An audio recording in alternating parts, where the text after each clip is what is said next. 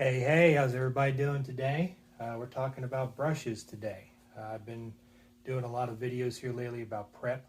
I think prep is just so important. As everybody knows, it's probably about 90–95% of what we artists do before we even do anything is prep. You got to prep your surfaces, you got to prep your pencils, you got to prep your area even. You have to prep everything. It seems like there's nothing that goes unchecked, unfortunately. And if you miss something, that could really hurt you later on. Well, one of those also includes brushes. So I have some brushes out here today, just here to give you a little quick tip with these brushes. So I got them all out here. Just some different various sizes that I use. Just some things that, like my watercolor brushes, for instance. Those are the ones that I use the most. So just coming on here real quick and just kind of showing you what I do here for brush prep and to keep these brushes really nice and smooth like that to a nice fine point every time. All right. So a lot of people when they do these brushes, there's a couple different ways you can do this. One, you have a nice topper that you can put on top of each brush, and that can keep them nice too. They can keep all the hairs in place. It's a nice little thing to have sometimes, especially with these smaller brushes. They have smaller ones too. You can just slide right over top. You have to be careful though, because you can push a lot of these brushes down, and that'll reshape them over time. So you got to be careful with that, especially when you go to store them. You want to make sure that this comes to a nice fine point every time first, and then you pop this back on. So this isn't a bad alternative, and I have used it in the past. Another one is Liquin. If you ever heard of Liquin, basically you dip your brush in. It's got a nice solution over top. It hardens, and when it hardens the brush just like this. So you get these nice, hard, stiff tips, for lack of better words.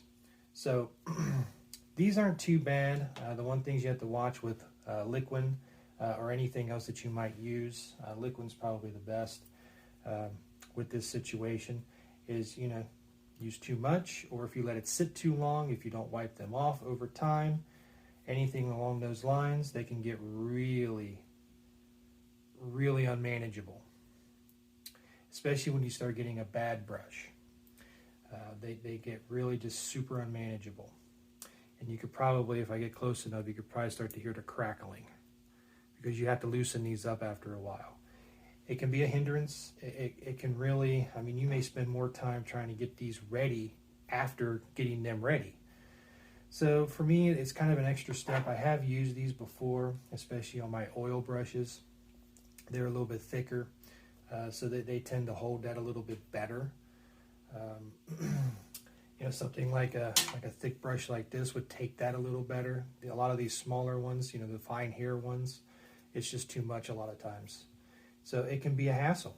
Now, as you can see, it does get to a nice fine point, but again, the maintenance on it, and you have to go back, you have to keep working it, you have to make sure you get it in the proper place, dip it in some water, try to get this stuff off of there, get the brush ready. I don't know, it seems to be sometimes an extra step that you just don't need. So the best way that I have found over the years to take care of my brushes and make sure that my brushes will last as long as I need them is just this simple thing right here. Just a little cup.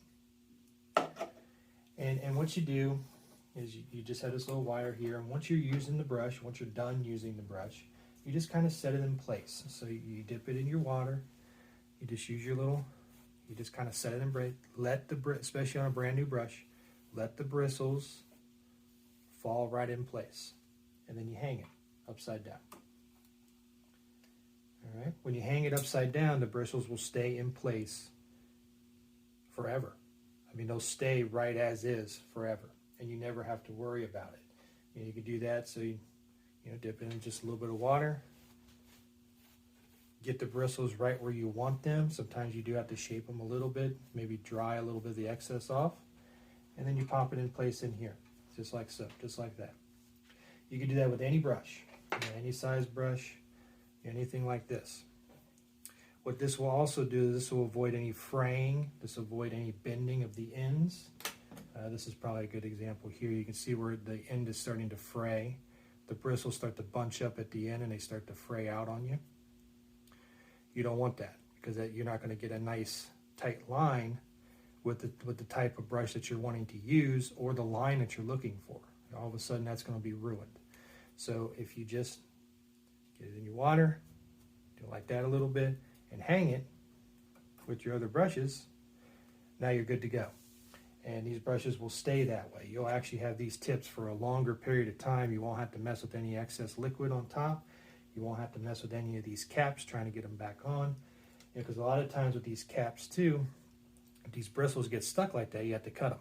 You have to trim. You have to keep cutting. And over time, these are going to get smaller and smaller on you. You know, they have a certain amount of bristles in them for a reason. And, you know, you want to keep as many as you can over long periods of time. So this method here has been the best for me throughout the years. It keeps my brushes super nice. I never have to worry about it. I can just toss this over to the side. I can get to work. I can let these just sit here and hang and dry. They can sit there as long as they want. You know, I can even have the cup inside. They can sit in the water if I want to do that as well. Show you here real quick. So you can sit in there with the water. Boom. And this can work for oil too with turpentine. You know, you can sit turp right here and you can have your brushes hanging down in it. And as long as they're hanging down straight, those bristles are going to hang down straight the way that you want them. So again, this is, you know, been my tried and true right here. This has been my favorite. This has given me the best results. So, you know, give it a try. You know, see if you like it as well. Keep on drawing, keep on painting. Keep those brushes nice because they could be expensive and the cheap ones don't last very long. So you want to keep them as good as long as you can so you can keep on doing what you're doing. So keep creating and we'll see you down the road.